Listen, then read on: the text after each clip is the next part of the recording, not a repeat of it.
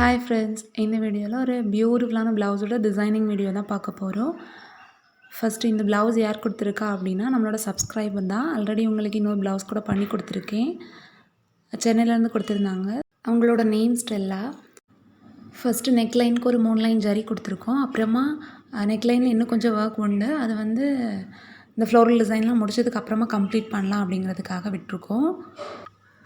இதில் இந்த ஃப்ளார்ஸோட ட்ராயிங் பார்த்திங்கனாலே தெரியும். ஒரு பெட்டல்ஸ் எல்லாமே ஒன்றுக்கு மேலே ஒன்று அடுக்கி வச்ச மாதிரி இருக்கும்.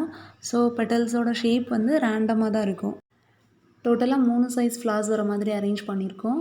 கொஞ்சம் பெரிய சைஸ் ஒன்று, அப்புறமா மீடியம் சைஸில் 2, ஸ்மால் சைஸில் 1 அந்த மாதிரி அரேஞ்ச் பண்ணியிருக்கோம். அப்புறமா கொஞ்சம் நிறைய லீவ்ஸ் போட்டிருக்கேன். 2 மாடல் லீவ்ஸ். இந்த மாதிரி ஒரு நார்மல் லீவ்ஸ் போட்டுட்டு அப்புறமா கொஞ்சம் வேவியாக வர மாதிரி ஒரு லீஃப். இந்த மாதிரி 2 மாடல் லீவ்ஸ் போட்டிருக்கோம்.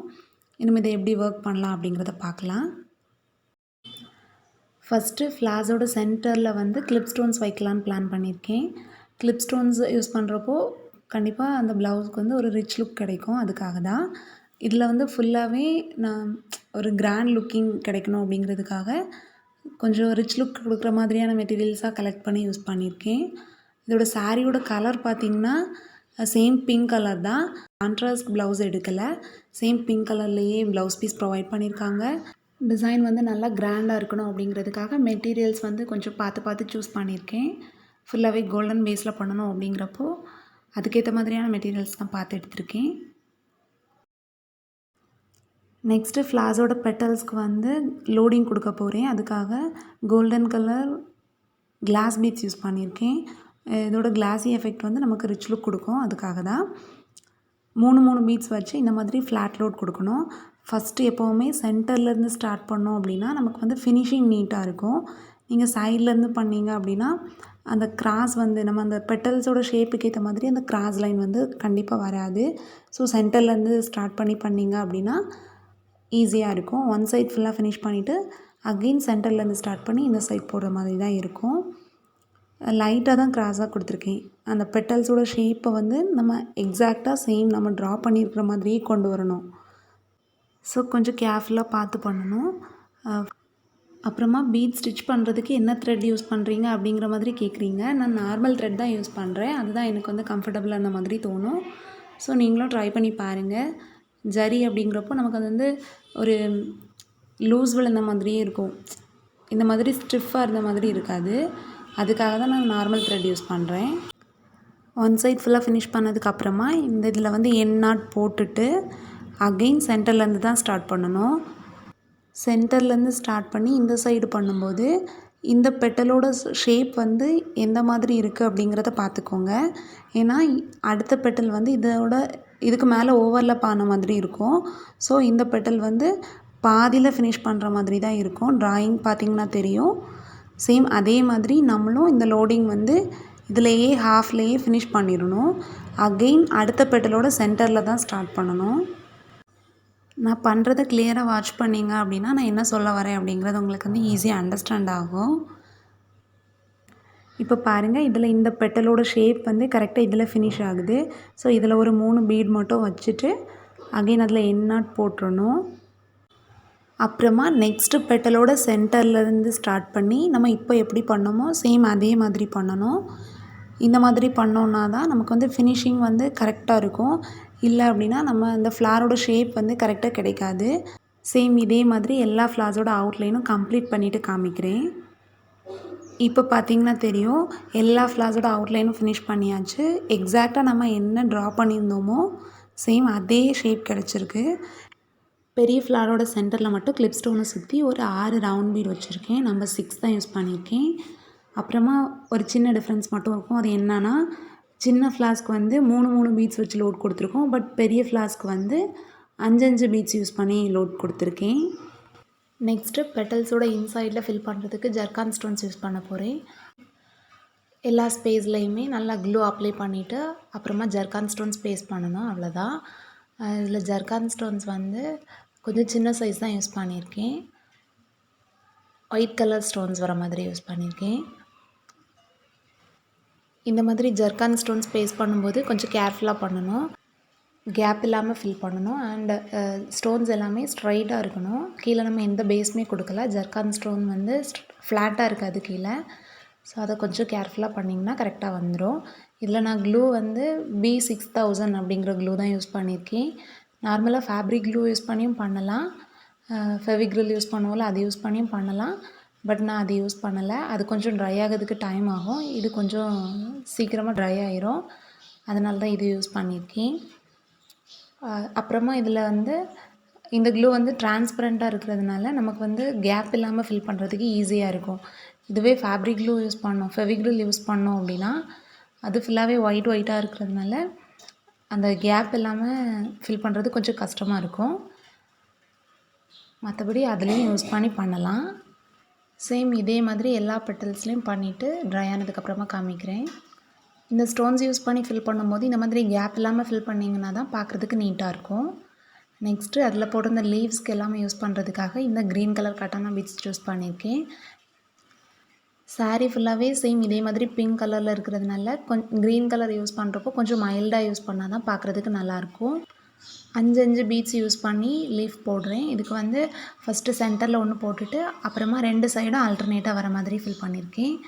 இந்த மாதிரி பண்ணுறப்போ நமக்கு சென்டரில் கேப் எதுவும் வராது, ஈஸியாக ஃபில் பண்ணிடலாம். அதுக்காக தான். லீஃபோட சைஸ் வந்து சின்னதாக இருந்துச்சு அப்படின்னா பீட்ஸோட கவுண்டிங் வந்து கம்மி பண்ணிக்கோங்க.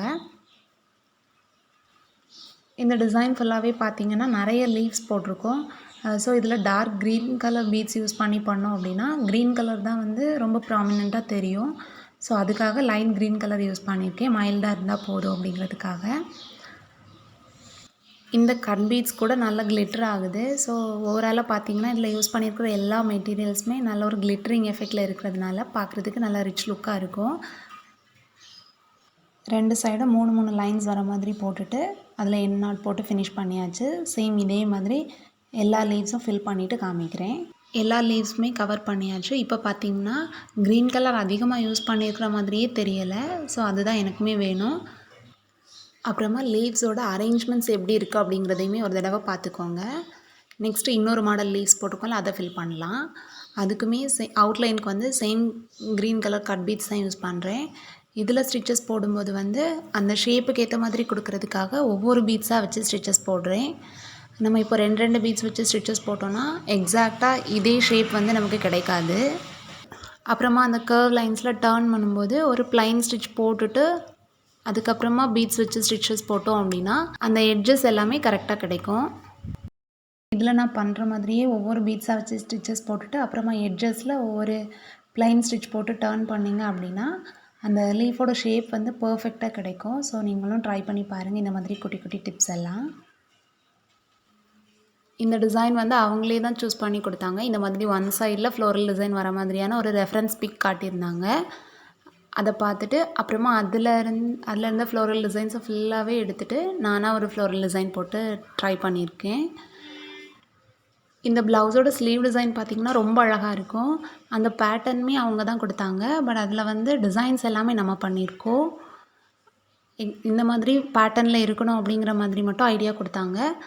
அப்புறமா நம்ம டிசைனை அதில் எக்ஸிக்யூட் பண்ணியிருக்கோம். ஸோ அந்த ஸ்லீவ் டிசைனுமே நான் அதில் வீடியோவில் அட்டாச் பண்ணியிருக்கேன். ஸோ அதையும் பாருங்கள். லீஃபோட அவுட்லைன் ஃபுல்லாக கொடுத்துட்டு சென்டரில் வந்து ஒரு ஹாஃப் லைன் இந்த மாதிரி போடணும். அப்புறமா இந்த லீஃபோட ஃபில்லிங்க்கு வந்து மைக்ரோ பீட்ஸ் தான் சூஸ் பண்ணியிருக்கேன். எப்போயுமே எந்த டிசைனில் மைக்ரோ பீட்ஸ் யூஸ் பண்ணுறதா இருந்தாலும் அதை லாஸ்ட்டாக பண்ணால் போதும். இல்லாமல் நம்ம ஃபஸ்ட்டே பண்ணிட்டோம் அப்படின்னா அது நமக்கு வந்து டிஸ்டர்பன்ஸாக தான் தெரியும். ஸோ ஃபஸ்ட்டு இந்த ஃப்ளாஸோட சென்டரில் ஃபுல்லாகவே ஸ்டோன்ஸ் ஃபுல்லாக ஃபிட் பண்ணிவிட்டு அது நல்லா ட்ரை ஆனதுக்கப்புறமா தான் மைக்ரோ பீட்ஸ் போட போகிறேன். ஃப்ளார்ஸ் எல்லாமே ஃபினிஷ் பண்ணியாச்சு. அதுக்கப்புறமா இப்போ இதில் மைக்ரோ பீட்ஸ் அப்ளை பண்ண போகிறேன். அதுக்கு வந்து ஃபெவிக்ரில் தான் யூஸ் பண்ணியிருக்கேன். மைக்ரோ பீட்ஸ் அப்ளை பண்ணுறதுக்கு வந்து க்ளூ கொஞ்சம் நிறைய யூஸ் பண்ணணும். இந்த மாதிரி லீஃபோட ஷேப்புக்கு ஏற்ற மாதிரி நிறைய க்ளூ அப்ளை பண்ணிவிட்டு அதுக்கு மேலே golden colour micro beads use பண்ண போகிறேன். இதில் சாரியில் ஏதாச்சும் கலர்ஸ் இருந்துச்சுன்னா அந்த கலர்ஸ் கூட யூஸ் பண்ணிக்கலாம். இதில் சாரியில் எந்த கலருமே இல்லை, ஃபுல்லாகவே கோல்டு ஜரி இருந்துச்சு. ஸோ கோல்டன் கலர்லேயே பண்ணியிருக்கோம். மைக்ரோ பீட்ஸுமே கொஞ்சம் அதிகமாக யூஸ் பண்ணணும். ஃபுல்லாக அந்த லீவ்ஸ் எதுவுமே தெரியாத மாதிரி ஃபுல்லாக கவர் பண்ணிவிட்டு ஒரு தடவை ப்ரெஸ் பண்ணி விட்டோம் அப்படின்னா நல்லா கரெக்டாக அந்த ஷேப்புக்கு ஏற்ற மாதிரி மைக்ரோ பீட்ஸ் வந்து செட் ஆகும். இது வந்து ட்ரை ஆகுறதுக்கு கொஞ்சம் டைம் ஆகும். ஸோ அப்படியே ஃபுல்லாக எல்லா லீவ்ஸ்க்கும் போட்டுட்டு இந்த மாதிரி ஒரு தடவை ப்ரெஸ் பண்ணி விட்டிங்கன்னா நல்லா செட் ஆகும். அப்புறமா நல்லா ட்ரை ஆனதுக்கப்புறமா எக்ஸஸாக இருக்கிறத ரிமூவ் பண்ணிக்கலாம். மைக்ரோ பீட்ஸ் எல்லாமே நல்லா ட்ரை ஆகி செட் ஆகிடுச்சு. அதுக்கப்புறமா அதில் கொஞ்சம் டாட்ஸ் வச்சுருக்கேன்ல, அதில் வைக்கிறதுக்காக இந்த மாதிரி ரெடிமேட் ஃப்ளார்ஸ் எடுத்திருக்கேன். இது பார்க்குறதுக்கு நல்ல கிளாஸி லுக்கில் இருக்குது. ஸோ இதில் வச்சா அழகாக இருக்கும் அப்படிங்கிறதுக்காக சூஸ் பண்ணியிருக்கேன். பின்னாடி பார்த்திங்கன்னா இந்த மாதிரி ஃப்ளாட்டாக இருக்குது. ஸ்டிச் பண்ணுறதுக்காக சென்டரில் ஒரு சின்ன ஹோல் கூட இருக்குது. இந்த ஃப்ளோரல் டிசைனில் கேப் இருக்க இடத்துல எல்லாமே அங்கங்கே வர மாதிரி இதை அரேஞ்ச் பண்ணணும்.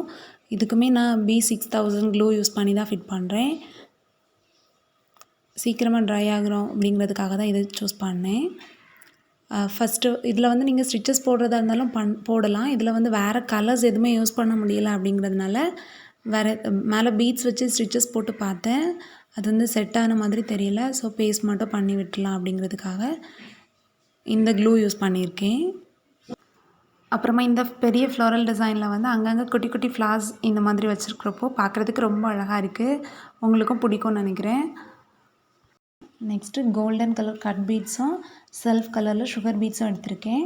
நார்மல் நீடில் வச்சு இந்த மாதிரி ஒரு ஸ்கேட்ரிங் எஃபெக்டில் ஃபில் பண்ணுறேன். அந்த எக்ஸ்ட்ரா இருக்கிற கேப் எல்லாமே ஃபில் பண்ணுறதுக்காக இந்த மாதிரி பண்ணியிருக்கேன்.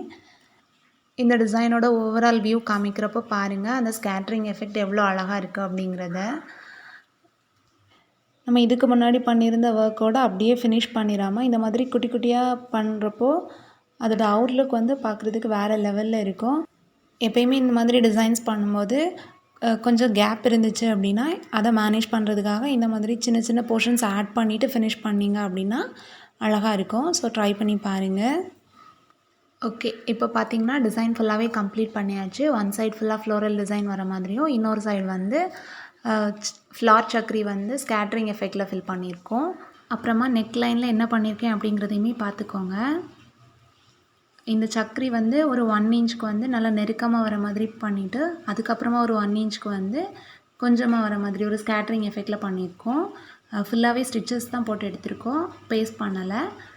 சக்ரி ஃபுல்லாகவே ஸ்டிச்சஸ் போட்டு தனித்தனியாக ஸ்டிச்சஸ் போட்டு தான் எடுத்திருக்கோம். அப்புறமா நெக் லைனில் வந்து ஒரு 3 லைன் ஜரி கொடுத்துட்டு அப்புறமா ஒரு லைன் கோல்டு கட் பீடு, சென்டரில் வந்து ஒரு லோடு கிளாஸ் பீட்ஸ் யூஸ் பண்ணி அப்புறமா ஒரு கட் பீட் லைன் கொடுத்து ஃபினிஷ் பண்ணியாச்சு.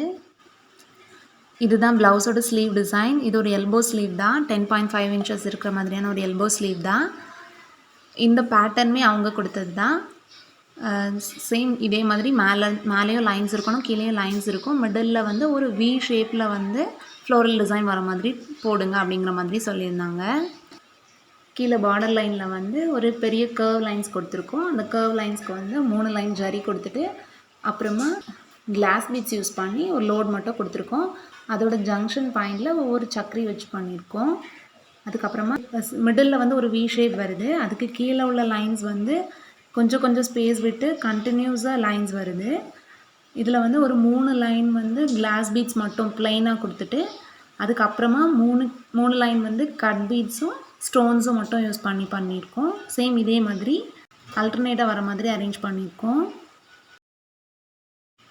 அப்புறமா கீழே கொடுத்துருக்க இந்த கர்வ் லைனோட டிப் போர்ஷனில் ஒவ்வொரு சக்ரி மட்டும் யூஸ் பண்ணியிருக்கோம். நெக்ஸ்ட்டு ஸ்லீவோட டாப் போர்ஷனில் வந்து ஒரு 5 லைன்ஸ் வந்து கொஞ்சமாக கேப் விட்டு அரேஞ்ச் பண்ணியிருக்கோம்.